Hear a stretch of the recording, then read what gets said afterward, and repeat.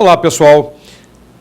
Na aula anterior, estudávamos os casos de responsabilidade por transferência, vimos o artigo 134 do CTN, que é a responsabilidade por transferência de terceiros, né? Responsabilidade de terceiros, do artigo 134, e vimos que são solidariamente obrigados pelo pagamento do imposto, os pais, tutores, curadores, administradores de bens, inventariante, o administrador judicial, o tabelião, o escrivão, o sócio, no caso de sociedade de pessoas, e vimos que a responsabilidade é solidária. Muito bem. Mas vamos imaginar que uma dessas pessoas jurídicas ou físicas citadas como responsáveis no artigo 134, pais, tutores, curadores, administradores, administrador judicial, inventariante, tabelião, escrivão e sócios em sociedade de pessoas em liquidação, uma dessas pessoas venham a criar, através de uma infração, uma obrigação tributária para os respectivos contribuintes. O artigo 134, inciso 3º do CTN, determina que são solidariamente obrigados os administradores de bens de terceiros sobre os tributos incidentes sobre esses bens. Muito bem. Vamos imaginar que eu vou viajar para o exterior, vou ficar 4 anos no exterior e resolvi deixar os meus bens para serem administrados por um administrador de bens com uma cláusula contratual na qual ele está proibido de alienar, transferir os meus bens. Mas, ferindo o contrato, praticando uma infração, portanto, ele aliena os meus bens e cria com isso uma obrigação tributária para mim, que sou o contribuinte. Ora, seria justo que ainda neste caso continuasse existindo a solidariedade entre eu, contribuinte, e o responsável infrator? É óbvio que não. Então, o tipo de responsabilidade que nós vamos estudar agora, que é a responsabilidade por infração, deixa de ser solidária para ser pessoal, daquelas pessoas jurídicas ou físicas citadas no artigo 134, pais, tutores, curadores, administradores, inventários, blá, blá, blá. Legal? Então vamos lá, artigo 135 do CTN.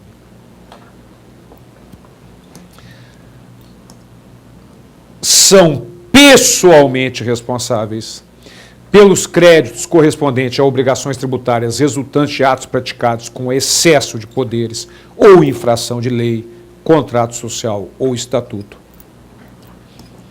as pessoas referidas no artigo anterior, no artigo 134, que nós acabamos de ver na aula anterior: pais, tutores, curadores, administradores de bens de terceiros, o inventariante, os administradores judiciais, no caso de falência ou recuperação judicial, os tabeliães, escrivães, demais eventuais de ofício, e os sócios, no caso de sociedade de pessoas em liquidação.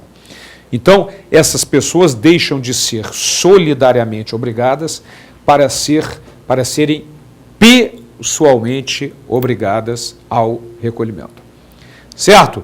Deixa de ser responsabilidade por infração, deixa de ser responsabilidade solidária e passa a ser responsabilidade por infração. E passa a ser pessoal. E a grande característica da responsabilidade pessoal é que ela exclui o contribuinte, vai se cobrar exclusivamente do responsável. E ainda cita os mandatários, prepostos e empregados, os diretores, gerentes ou representantes de pessoas jurídicas de direito privado. Então, este é o tipo de responsabilidade por infração do artigo 135 do Código Tributário Nacional. Voltando para mim, uma colocação só para que vocês não se confundam à hora de estudar o Código. Esse artigo 135, que é um artigo típico de responsabilidade por infração, ele foi colocado no Código no lugar errado. Ele não está sob o título responsabilidade por infração. Ele teria que ter sido colocado mais abaixo, porque o título de responsabilidade por infração começa no 136 no Código. E o 135 é tipicamente um caso de responsabilidade por infração, por isso o colocamos aqui, embora no CTN, por uma questão de erro na redação, tenha sido colocado em lugar errado.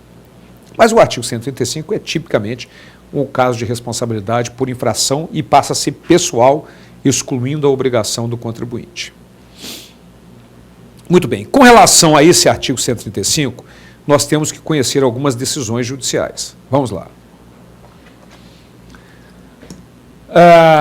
De acordo com o Supremo Tribunal Federal, o sócio não responde em se tratando de sociedade por cotas de responsabilidade limitada. Não responde. Quando não lhe impute conduta dolosa ou culposa com violação da lei ou contrato. Essa é uma posição importantíssima do STF. Muito bem, voltando para mim, o que tem acontecido? Quando a empresa está devendo, a Receita Federal entra com a ação de execução contra a pessoa jurídica e, simultaneamente, contra os sócios, mandando citar no processo de execução os sócios também. Ora, o STF não admite isso. Só admite isso se for comprovada a atitude dolosa e intencional do sócio. O simples fato de não se pagar um tributo, não. Vamos imaginar que uma empresa corretíssima, os sócios corretíssimos, entram num processo normal de comércio, aquele tipo de atividade dela cai muito. Você imagina o cara que vendia disco de vinil. O que ele vende hoje? Nada. Vai falir. Né? Então, o cara que fabricava determinado tipo de produto que caiu em desuso, ele vai ficar numa situação complicada e vai ficar devendo tributo. O simples fato de dever o tributo não significa que pode ser desconsiderada a pessoa jurídica e cobrada do sócio, absolutamente. Não pode, de acordo com essa decisão do STF, ser redirecionada a execução fiscal para o sócio, pelo simples fato de não se pagar o tributo. Voltando lá para a decisão, portanto, observem que tem que haver, de acordo com o STF, uma conduta que lhes impute conduta dolosa ou culposa com violação de lei ou contrato.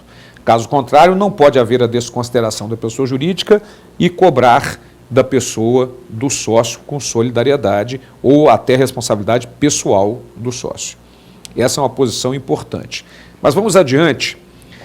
Temos uma posição também do STJ, que é a súmula 430, muito importante, súmula recente. O inadimplemento da obrigação tributária pela sociedade não gera, por si só, a responsabilidade solidária do sócio gerente. Olha que detalhe importantíssimo. É a mesma posição do STF, exatamente a mesma posição do STF, mas de uma forma diferente, colocada de uma forma diferente. Mas é uma posição importantíssima do STJ, já sumulada, portanto. Ok? Muito bem. Mas não paramos por aí. Existem outras decisões importantes. Vamos adiante. Outra posição do STJ. A solidariedade do sócio pela dívida da sociedade só manifesta quando comprovado no exercício de sua administração praticou atos elencados na forma do artigo 135, ou seja, com excesso de poderes, infração de lei, estatuto. Não se pode, pois, atribuir tal responsabilidade substitutiva quando sequer estava investido das funções diretivas da sociedade. Isso também é um detalhe importante do STJ. E mais um, no sentido também do STJ, de que é assente na Corte que o redirecionamento da execução fiscal e seus consectários legais para o sócio gerente da empresa somente é cabível quando reste demonstrado que este agiu com excesso de poderes, infração da lei, ou contrato ou estatuto, ou na hipótese de dissolução irregular da sociedade. Na verdade, isso é também fruto, né, que deu origem, na verdade, à súmula 430, que nós acabamos de ver do STJ, que eu vou pedir para o Vitor voltar lá para nós, só para reforçar essa tese muito importante. Volta mais um pouquinho, está ótimo, obrigado. O inadimplemento da obrigação tributária pela sociedade não gera, por si só, a responsabilidade solidária do sócio gerente. Detalhe muito importante no nosso da jurisprudência com relação à responsabilidade do sócio.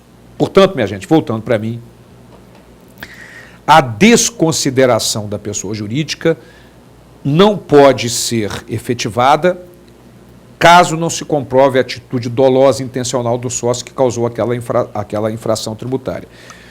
Aí você vai dizer assim, ô Borba, mas eu tenho um amigo que tem uma empresa que está devendo, mas por uma situação difícil, não praticou dolo, não houve intenção, não houve fraude, não houve nada, e o cara está recebendo uma intimação num processo de execução fiscal porque a Receita mandou citá-lo também. O que ele faz? Nós vamos estudar isso com calma, ele pode entrar com uma exceção de pré-executividade. O que significa isso? Quando o indivíduo é citado numa execução fiscal, ele é citado para ou pagar ou apresentar bens à penhora em 5 dias. Se ele pagar, tudo bem. Se ele apresentar bens à penhora, ele pode embargar a execução e discutir a execução fiscal. Mas só se ele penhorar bens e for efetivada a penhora. Mas a exceção de pré-executividade é uma possibilidade quando, mesmo sem fazer a penhora dos bens, e não havendo necessidade de dilação probatória, necessidade de prova, o sócio pode ir à justiça com exceção de pré-executividade, que tem arcabouço jurisprudencial, mas é aceito, fazendo com que seja desconsiderado aquele redirecionamento da execução fiscal para ele. Porque exatamente a súmula 430 do STJ, por força de decisões do STF, que nós já vimos, determina que o simples fato de não se pagar não pode causar o redirecionamento da execução fiscal para o sócio. Ok? Muito bem. Mas há um detalhe importante a respeito da responsabilidade por infração, lá no artigo 136 do Código Tributário Nacional. Vamos lá. Artigo 18, vamos lá adiantar aqui, já passamos por isso, artigo 136. Salvo disposição de lei em contrário, a responsabilidade por infrações da legislação tributária independe da intenção do agente ou do responsável e da efetividade, natureza e extensão dos efeitos do ato. Muito importante esse artigo 136 do Código Tributário Nacional. Portanto, salvo disposição de lei em contrário, é irrelevante a intenção. Ou seja, a responsabilidade é objetiva. Significa, portanto, que não interessa se houve ou não intenção dele de praticar aquele ato. Ora, voltando para mim, essa é uma posição muito dura do CTN. Então, o cara praticou a infração, não interessa se ele teve intenção ou se não teve intenção, ele será pessoalmente responsável. No entanto, a jurisprudência tratou de amenizar esse artigo 136. Vamos conhecer esses aspectos jurisprudenciais. De acordo com o STJ, apesar de prever o artigo 136 do CTN, que a responsabilidade do contribuinte ao cometer um ilícito é objetiva, ou seja, não independe da intenção, admitem-se temperamentos na sua interpretação, diante da possibilidade da aplicação da equidade e do princípio da lei tributária indúbio pro contribuinte, que está lá no artigo 112 do CTN e no artigo 108, o uso da equidade, que nós já estudamos lá no título Legislação Tributária. Então, esse é um detalhe importantíssimo a respeito do artigo 136 do nosso Código Tributário Nacional. Além disso, há um outro aspecto importante. Voltando a imagem para mim, essa questão do artigo 136, portanto, é importantíssima porque não há que ser aplicado na sua literalidade, na sua frieza da redação do Código. Ou seja, o STJ entende que tem que haver aplicação com equidade, estudar caso a caso, para que não haja uma aplicação literal do artigo 136. Mas muito cuidado, que você em prova tem que tomar cuidado com o que o examinador vai perguntar. Se ele perguntar de acordo com a literalidade do código, prevalece o artigo 136, a responsabilidade independe da intenção do agente, da responsabilidade pela infração. Mas se ele perguntar de acordo com o CTN e com o arcabouço jurisprudencial, você sabe que o STJ flexibiliza, ameniza a aplicação desse artigo 136 do Código Tributário Nacional. Ok? Na próxima aula, continuamos o estudo da responsabilidade por infração e os outros tipos de responsabilidade previstos no CTN. Até lá.